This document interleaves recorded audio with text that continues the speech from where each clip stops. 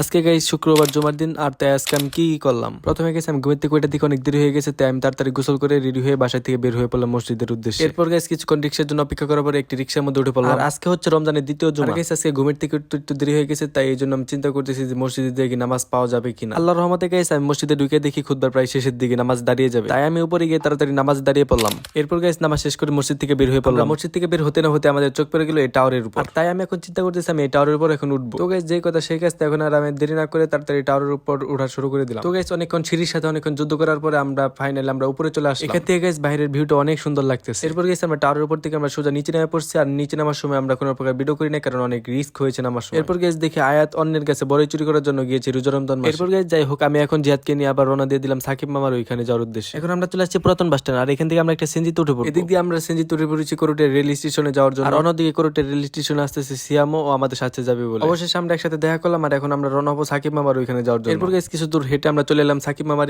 এখানে আসার পরে ইফতারের সময় হয়ে গেছে, তাই আমরা ইফতার করে নিলাম। তো গাইস আজকে ভিডিওটা এই পর্যন্ত। আজকে ভিডিওটা তোমাদের কেমন লাগলো অবশ্যই কমেন্ট করে জানিয়ে দিবে।